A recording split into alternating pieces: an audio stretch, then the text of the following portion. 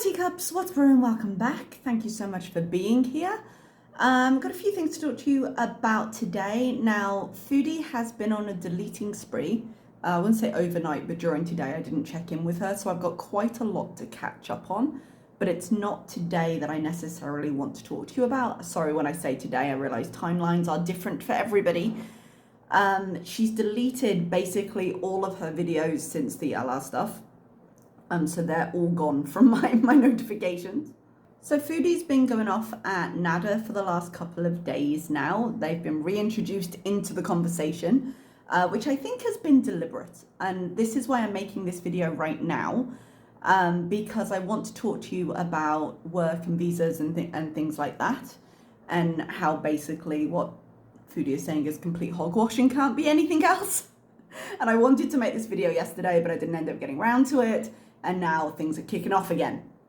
But if I don't make it now, I think what I'm talking about right now is going to be what she's distracting from, essentially, because she's had a lot going on, but she's not really used to consequence. So all the stuff with Allah, they just doubled down on. And now that video is gone. Anything referencing him or his wife is gone. And then she came online. What was the name of that stream? Hang on. She came online in her What's Up stream, and this is the one we're focusing on for the work information, because the problem she's having is, as we've said many, many times on this channel, when she gets angry at one thing, she gets angry at everything. And particularly when you start seeing her anger thwarted in other ways, like her want to lash out at Allah, for example, you see it start to go into other places. And now, oh look, the conversation about Nada is back on the table, and it's not a surprise. It's all connected in its own way with her. It's all connected in its own way with her processing of emotions, or indeed lack of same. Now, what I'd like to do first is just, I've clipped out from the What's Up stream a couple of the relevant points, okay? No proof of marriage. I don't have to prove anything to you. You can think we're not married if we want. It's no skin off our ass. Plain and simple. You have no proof that we're not either. So, do what you want. What, like, if you found out we were or not, what would that change for you? Seriously. It's no, like, you're so obsessed with my life. I love that for you. It's really freaking sad.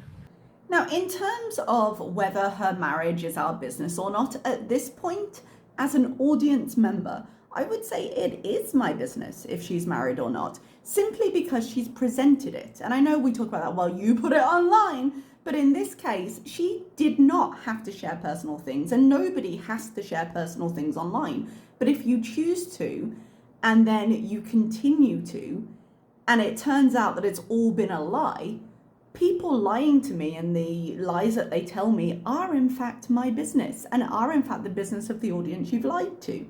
Now, I did put this up on Twitter, but I'm going to put it here with the markings that I put there.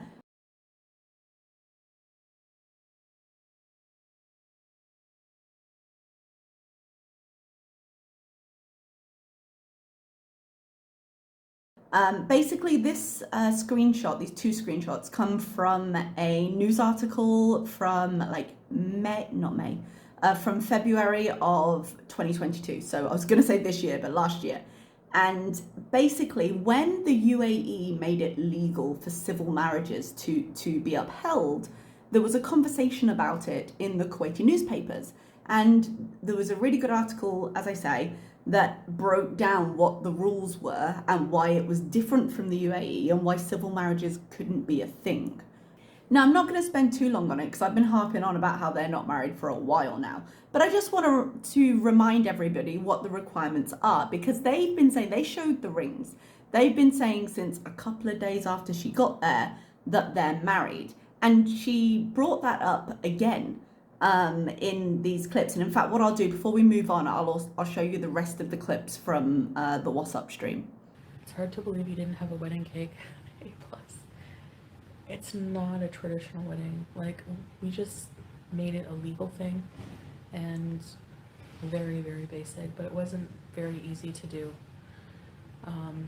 We had to go through some loopholes, which in Canada probably wouldn't be possible. I like going places where the law is flexible. I'm kidding. Anyway, no. just being vague on purpose, because there's people who just think I'm a liar no matter what I do anyway. Okay, I lied. Those aren't all the clips, but there was more in the beginning of that one than I remembered. So this idea of, oh, we had to go through some loopholes, and this is as much as I've really seen this referenced, that, you know, oh, a loophole marriage, ha ha ha. Now, first let's look, as I say, at that screenshot that I just put up. Like, there are no loopholes there.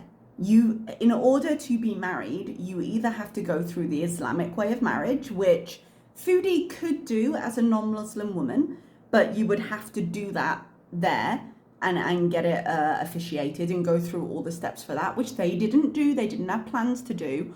Or you could go and get a different type of religious ceremony and then get a certificate from the church to say, yes, this happened. And then you take it to the, I think it's the Ministry of Justice, I can't remember exactly what it said on the screenshot right there. And you have to get it like attested and then take it to them to make civilly binding, I suppose. Like, you can go and get that done and then you can have a civil ceremony or what have you. But you can't just rock up to the court and be like, no, we just want to get one and done and we'll celebrate it later, in the way that you can in certain other places in the world. Civil ceremonies in isolation are not binding. Like, that's just not how they're offered. And more to the point, I think there's something, it's not just with Chantal here, and this is going to come up a little bit later. I think there's something going on with Salah's paperwork. I think there's a problem there. Now, we know that he's Syrian and, is it Egyptian, or am I lying? Is he just Syrian? I can't remember where I've heard that, so I'm not sure if that's true. But we know he's Syrian. And Kuwait doesn't bestow citizenship on people when they come in. You're not a citizen by birth if your parents are not Kuwaiti. So regardless of how long he's been there, his paperwork might still be Syria. And so I don't know in terms of his paperwork, because we haven't had that confirmed and we don't know. But I don't know what roadblocks that's putting into place. Because one thing Foodie says there is, I like it when being where the law is flexible, which, darling, it's not. But it probably couldn't happen in Canada. And that confused me, because in Canada, you can get married on a tourist visa. You have to go through some steps, but he could bring ID, he could go to Canada, and they could get married there. Then remember, this isn't him like being sponsored to go. This is him just rocking up as a tourist. She pays for his flight, they show up, they get married while he's there, he comes back to Kuwait, and then they deal with the paperwork of getting him sponsored and stuff. And there doesn't seem to be, unless there's something else in Salah's paperwork that's stopping it, that seems like a much smoother route to do things than what they're currently doing. And I don't know why they're not doing it, unless there's something we don't know about. But Foodie turned up on a tourist visa. You cannot marry on a tourist visa. She claims that they had some kind of civil quick ceremony through a loophole of some kind, which sounds really suspicious. And that couldn't have happened. It couldn't have happened legally with her status. And in the timeline they had, she couldn't have got the right things attested in order to present them as evidence to be able to complete the legal things. So that's just not true, whichever way you slice it. But let me just put the rest of these clips in. I researched what that guy said yesterday. In order to get married by law, both of you would need a Kuwaiti resident card. Actually, VI peasant, there are ways around that. And a Kuwaiti resident, it's not a Kuwaiti resident, you need a civil ID. So, like what Salah has, you have to be registered. Usually you get a civil ID from your company, your business, or somewhere you work, your employment. I'll catch up with the comments, don't worry guys. I'm going to be online for a little while. So he could register me on his business and get me a civil ID pretty quickly. There's also different ways around it, like in a Muslim way, but we're keeping it vague. I don't want to give people details because I don't want to tell the route we exactly went. But there's lawyers, and there's like, you can even appeal to the judge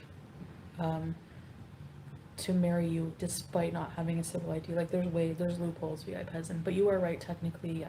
It does say that you need that. But no. Okay. No, he couldn't. That's the. Sorry, I feel like I'm just giving you the kind of like, yeah, that's bullshit. No, he couldn't. So we've got a little bit more information about Salah now. He is going in 50-50 with this business he's in with perfume, apparently. Okay? Now, it's possible that he has, when she says civil ID, let's talk about civil ID for a moment. Civil ID can actually be anything your government gives you that confirms ID. It can be your driver's license. It can be an ID card in the US. It can be your passport. That's a form of civil ID. So Foodie doesn't have any of those in Kuwait. Now, when you legally work in Kuwait or in any Middle Eastern country, you can have what in Saudi was known as an Iqama. I think they might use the same word for it in Oman. I'm not entirely sure, but I have one. Basically, when you get registered and you go through the right procedures, you are given an ID card with your name. Mine's got my fingerprint stored in it, so if I ever have to do a service, I put it into a machine, a bit like a bank card. I have a PIN number, or I can give when I signed up for my phone, I had to give my fingerprint, and it matches into my record on my Iqama. And that's how you get things. So any service you need, if you're registering to do it from phones up, any kind of bill, utility, anything like that, it's connected into your civil ID, and that is confirmed by fingerprint or what have you. So it seems that Salah has one of these cards, probably through his employment, but he did quit his job. So there's a lot of questions there that don't make sense, because either she's misusing terms or she doesn't understand them. This conversation, sorry, I'm interrupting myself because this conversation is going to get a little bit big because there's a lot of moving parts with it. But what a lot of people aren't realizing with this video is that she cast doubt not only on Salah's status, but she gave out way more information that she realized or should have done online. And it might be that's why this video has come down potentially. But for Salah to have this kind of residence card, he would probably have been sponsored by somebody. I'm not sure if he were born in the country to non-national parents, then I'm not sure what the procedure for that is. So if he's been there a long time, he may have received it through that. But he's not a Kuwaiti citizen. He's a permanent / long-term resident, right? But you can do what she is saying. You can bring workers in, as I was brought in, and you can get them cards. You cannot do it on the timeline she claims to have done it in with the visa she has. It's absolutely not possible. So here's the thing. Foodie came in on a tourist visa, right? She cannot be registered as an employee through that visa, and purposefully so. They design it so that people can't come in on a tourist visa, look for work, and then disappear into the ether. There is a huge amount of paperwork and processing that goes into allowing someone to become a resident. And there is absolutely no way she has gone through it. Let me give you an example. And I realize I don't live in Kuwait, but I have worked abroad in some of the countries that are quite difficult to process visas. And I've been doing that for the last 15, 16-ish years. I did work in like a non-teaching capacity before that internationally. So I'm coming at this from quite a lot of experience.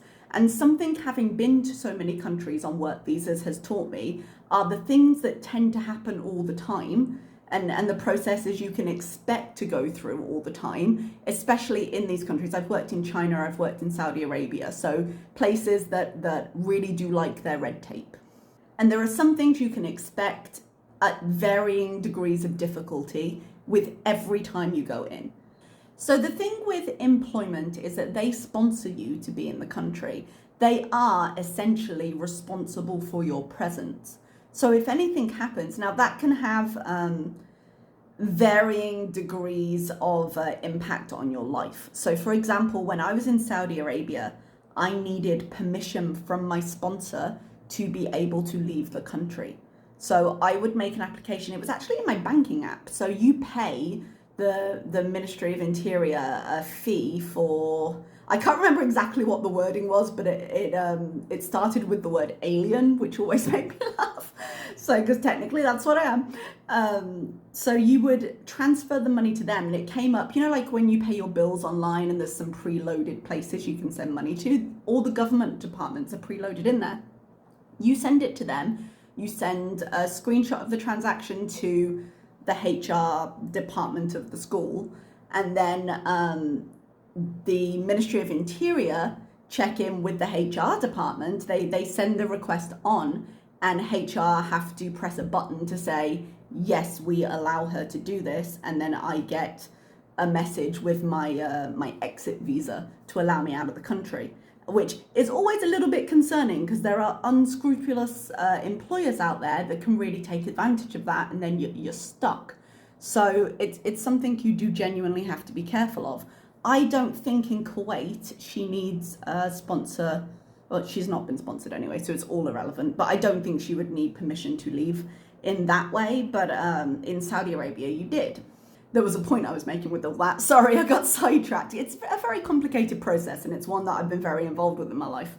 So once you get sponsored, there's lots of hoops that your sponsor has to go through before you're even involved, and you have to go through on the ground. Now, I've been very fortunate in the positions I've been in the Middle East. It's been a case of send this person to the person in HR that is dedicated to helping with this thing because it's a full-time job, and we will get it sorted.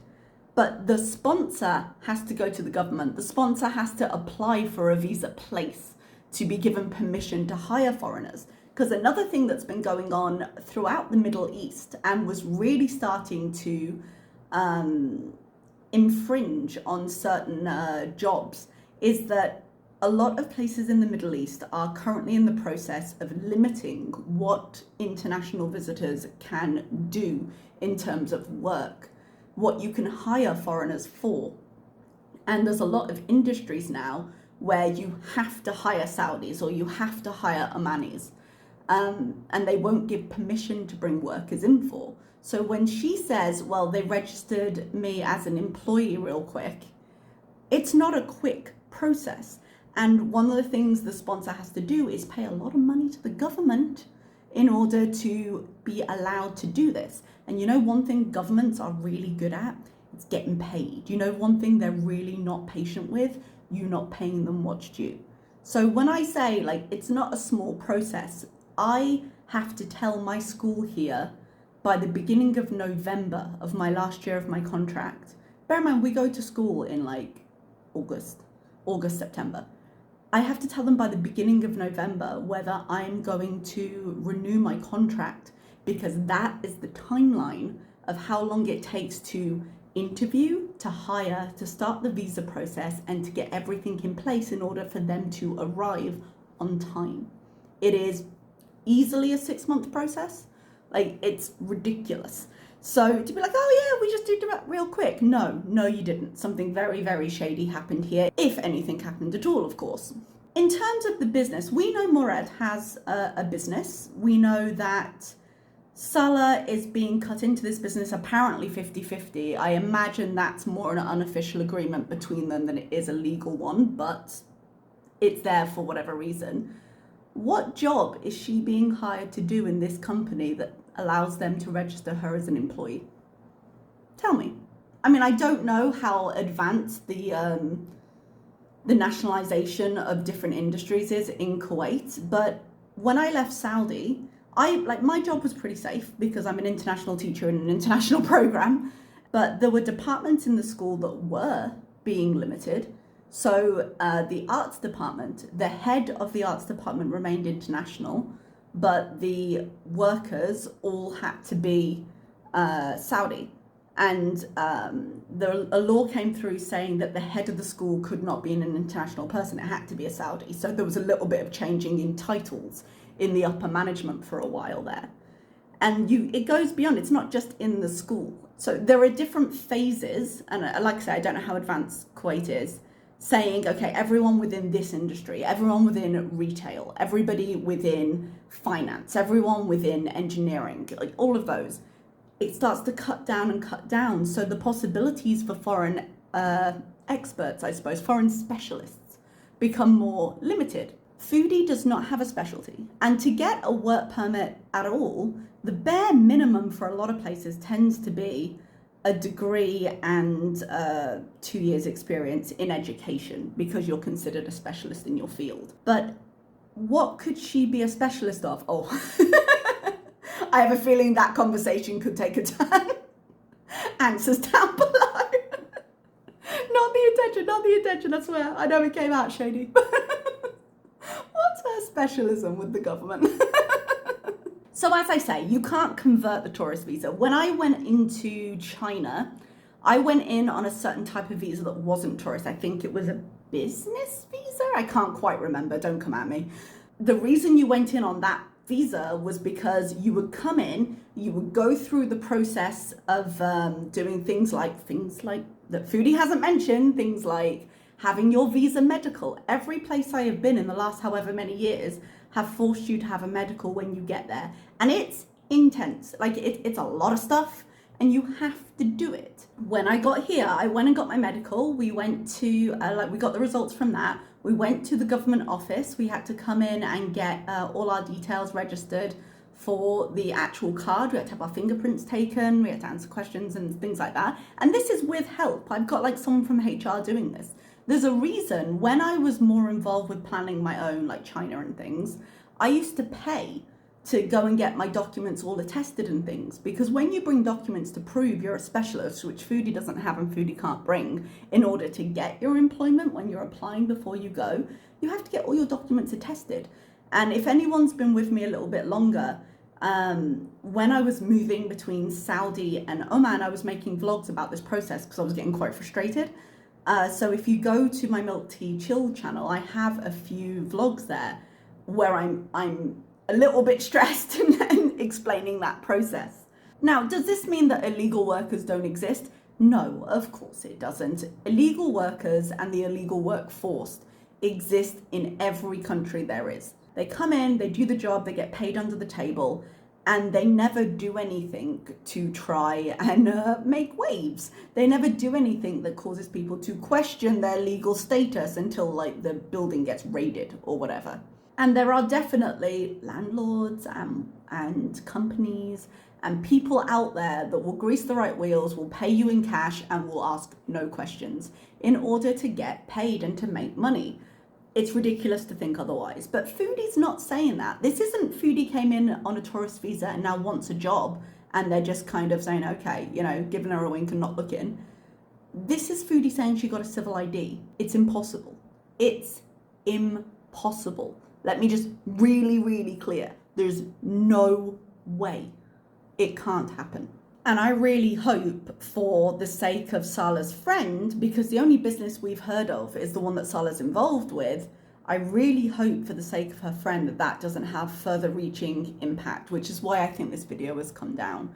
Because if she's claiming he did that, aside from the absolute ridiculousness of, I'm sorry, he applied for you to be a specialist in what? What are you employed as? What paperwork did that provide that wouldn't get him in as much trouble as you? Now, I think she's really grasping at straws here. I think she's realized that people aren't letting the marriage thing go, and she's just trying to think of anything that sounds somewhat legal. At some point, they've probably had a conversation about how maybe it could be done, and it doesn't seem to have worked out. But I don't know if she's maintaining this front because it's with us. And obviously, she could really get in trouble, as could anyone around her deemed involved in it. Ultimately, as a woman with a Canadian passport here on a tourist visa, maybe with a card that she shouldn't have, if she's even got the card, but it would be fake if she had it. The worst thing that would probably happen to her is a large fine and deportation, which is manageable in as much as it probably wouldn't be jail. For the people she is claiming helped her, Salah lives there. And from the sound of it, does not live there with like a passport or anything like that. He could also be deported. as facilitating that, or his business partner could be slapped with a huge fine for employing illegal workers in an attempt to try and get the paperwork to match up a little bit. And Allah already said they went to immigration and that his name is on a list and no. So we didn't know, that was all quite vague. But like I said, it appears there's some issue with his paperwork as well as with hers. This is a very dangerous game they're playing. So I was frankly shocked when she tried to come up with this story. And the fact that she doesn't realize the impact it has shows she's had absolutely no involvement with any kind of legal process to be in the country. Because had she gone through the process of getting any kind of visa, she would know it's a lot more involved than that. So are they lying to her? Is she lying to us? Is it some combination of both? I don't know. But she's leaving. Supposedly, you know, she's got to go back to Canada and do her bankruptcy, which I do believe. I believe that she has to go to court for that. But she's leaving because her tourist visa is up. And that's something she's maintained since she got there. And if she had any kind of legal status, that wouldn't be the case. Sorry if I've been going back and forth on this. There's so many different offshoots of thought, which just all of them prove her wrong, but so many different ones. I realize that how I've been presenting this might be a little convoluted, but it's really laughable to think you can just go in on a tourist visa and like, oh, no, I just said I was working for him and we converted it. That's not only is that not how it works, they purposefully don't work it like that so you can't do the whole thing is designed so you can't do that. Like, you'd have to come in on, they've probably got some version of like of a business visa or a commercial visa, like the starter visa you get so that you can come in with the intent of working and you can go through the visa process to get it converted. Those things exist. I've worked on those many times. And when you go in and you get your residency card, there's a stamp put in your passport to cancel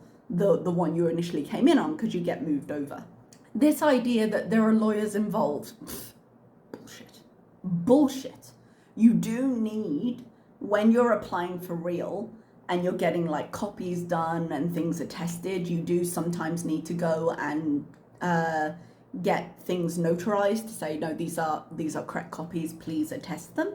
But other than that, like, there might be lawyers involved now that they're screwed themselves over and that they need to try and figure that out. But I very much doubt, and like, you can appeal to the judge. Yeah, if you're going through legal process, I can believe with the way things are set up in terms of, okay, if it's a marriage at home and you have the officiator there needs to be like a letter from the officiator confirming the bride gave permission and all of that. I can believe there's some movement there if you got an unscrupulous person in terms of a home marriage, as it were. But nothing is legal in the eyes of the court until you've gone to the Ministry of Justice and you've registered that stuff. She's not done this. She has not done this, and you cannot tell me different. You'll have a weird cut there because I was just clicking through the footage and made sure I addressed everything I meant to address, but good God, how stupid do you have to be to sit there being like, oh, there's so many ways around the law and I learned them. Like, there aren't that many ways around the law. You're just sitting there admitting to breaking them. And this video stayed up long enough for me to download it. It stayed up for what, a couple of days? Like, please, for the love of God, don't do this. Like, do not take this as a suggestion. But like, the Ministry of the Interior is on Twitter. They're on Twitter. There are ways and means to report this. And it was up for a while, and she's got the kind of community that generally does that stuff. So what are you doing? There's no way this happened, but if it had, why would you sit?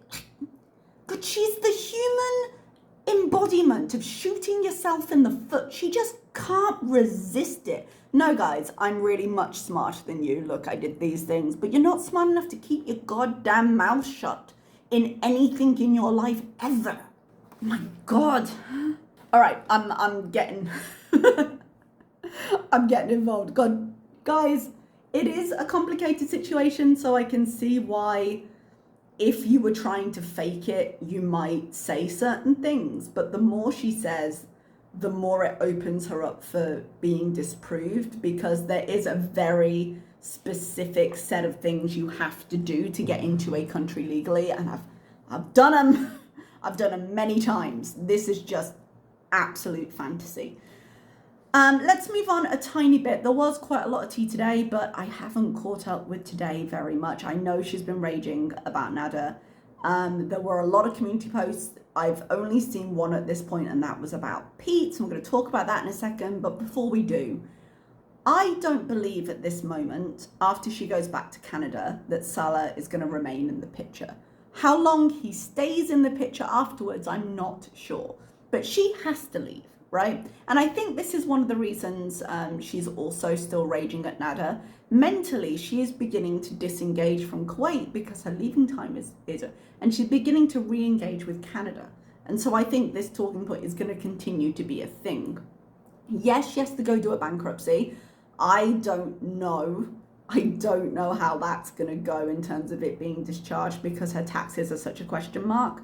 But the fact that she believes she's reduced her taxes by 25,000, which again, I believe is nonsense, tells me she's at least taken a step somewhere. So we'll see how that goes. But let's take what Allah said about the situation, which was that when she arrived, the intention was that Salah would get a YouTube channel they'd work on. He's been working on it, so that seems to make sense. That they would go back to Canada and they would get married, which she can't do, as I've talked about at length, and they would go back to Canada. She'd get him into Canada. I know they've argued no, but that makes sense. And we weren't sure about that. I thought she was just getting straight scammed and it was a long haul thing, but the more we're hearing, Canada seems to be the aim. Now, Salah is playing his part, but if she went to immigration and for whatever reason it's not possible, and this is going to be a much more long-term thing than he thought, I think there's a very good chance that she's going to go back. He's going to be like, no, sweetheart, I love you. And then that's the last we're going to hear of him. He might stay a little bit longer because now he doesn't have a job because he quit it because he was going to follow the dream. She might end up sending him some more money, but I'm inclined to believe Allah's version of events. Now, I realize that inherently he's a little bit shady, but I don't think he's been online since, though. I'm guessing, for the tea of it all, I'm hoping because he's pursuing a lawsuit. I would love it. For the tea. But the thing is, after he went online, their story changed. It went from like, oh no, I haven't paid for a single thing and my cards don't work, to we are married, we share money. And there's no reason for that to have changed, however much they're denying the 9,000 Canadian she gave him, other than the fact that she did, and therefore that's justifiable for doing it. And she's saying, well, I don't have 9,000, and I can completely believe that. But she arrived with some money that she gave to him, and then a few weeks later, around YouTube payday, she gave him another like 5 grand or so. Does that mean that Allah is telling the complete truth and nothing but the truth? I've got no idea. But the truth doesn't change, and her story did afterwards. Just like their story of, okay, he wanted me and it's incredibly inappropriate, became, no, they stopped talking because of the November 29th voice note. And that's not the same story. So when you start looking at that, you're like, well, your truth seems to be changing a lot, but he said what he said. And now you've taken the video down because he threatened legal action that we haven't heard anything else about, but a day later there the videos are. And now you're raging about old mate and you're trying to distract us from, oh, what an interesting coincidence. The narrative is now also changing from Salah saying, oh no, well, I don't want to come to Canada. No, I just love you. You can just come back. It's, it's okay. I think he's reached the point where he's realized this will not work. And the trouble of this as a thing is also going to be too much. So I think he's going to send her back to Canada. Maybe he'll get another payment. Maybe he won't, because they're married and they share things, and he's probably going to struggle for cash now that she's gone and he doesn't have a job. He may end up just straight ghosting her when she gets back, and we'll see about that. It depends if it trails off or if he just cuts it off. I'm not sure. But if that was the deal, if it was a business arrangement so that they could present as a married couple, and they needed to present as a married couple in order when the sponsorship comes through to show it as a legitimate relationship, then I think the fact that there's so many impediments to him coming to Canada quickly is just going to kill it off. But we will see about that. In terms of the tea of today, the only thing I've seen so far is the community post about Pete's, which has now also been removed. Foodie went off apparently, and I haven't seen Pete's live or where he mentioned this, so I don't know the attitude at which he mentioned it. I don't know if he was angry. I don't know if he was just like, no, technically I suppose this was SA, because sometimes he likes to discuss these things and he doesn't discuss them well. But there was conversation about the kiss that she forced on him, and how apparently, and again, my source of this is a picture on Twitter, so what the fuck do I know? He labeled that SA, which you can argue because it was not an asked for piece of affection. So she got angry. I don't know how much of this Foodie has seen either, if she's just going through something someone's told her in the chat, and you know how she gets, but she literally, I'll put the post up. I cannot believe Pete's would accuse me of SA, like I'm so done with people. He was referring to this time. He had a lot of time to say no, because apparently that's the important thing. SA is a serious accusation, you don't say. And people are way too sensitive. I don't think this is an issue for sensitive people. I think this is a sensitive issue. I really need to rethink my friendships. I cannot even. Are you fucking kidding me? Pete has been your friend since high school. Even if we took that as 15 years old, he has been your best friend for 25 years. You have had a relationship for longer in your life together than not together. Okay, it's been over half your life quite significantly. Who the hell do you think you're talking about? Oh, Pete's the old ball and chain. You'll turn on anybody, won't you? It's absolutely ridiculous. I don't, as I say, know exactly how Pete presented this piece of conversation, because he doesn't tend to perform well under chat circumstances when things come up. And she does turn it around back into a talk about Nada and about how SA happens and this was real SA, and yes, I dropped the charges, but this was real SA and he's being ridiculous. And hey, when it comes to these kinds of things, the important thing isn't what you think happened as the actor, it's what he thinks happened as the receiver of that action. So maybe shut up, and maybe don't betray your oldest friend who is currently looking after your cats somewhere in Canada.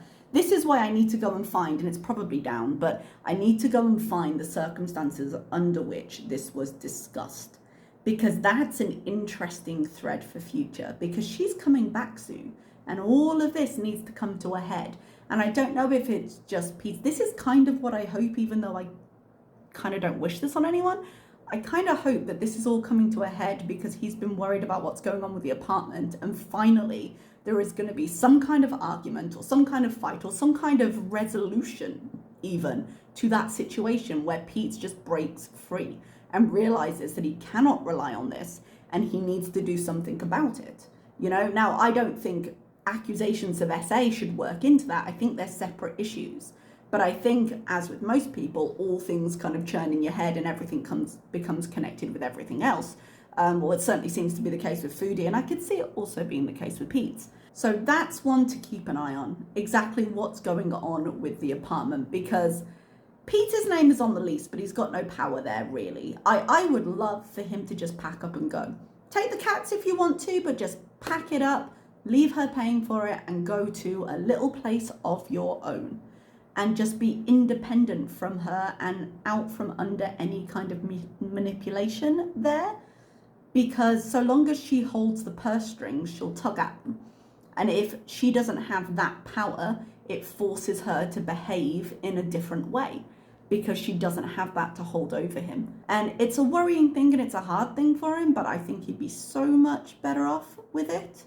And that's what I think he should do. But it's going to be a conversation they're going to have in like 3 weeks' time. So that'll be interesting. Who backs down? What are the circumstances? How long do they keep? Because Foodie's going to go back to Canada thinking that she's got the love of her life on the other end of the string in Kuwait.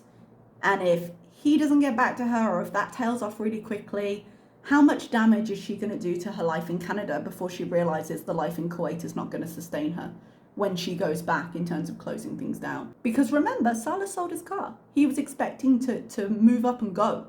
And he quit his job and he thought this was going to be temporary, and it hasn't worked out. How much does she believe in the narrative that she's presented to us? That's how much damage she's going to do. Hey everybody, Editing Milk here.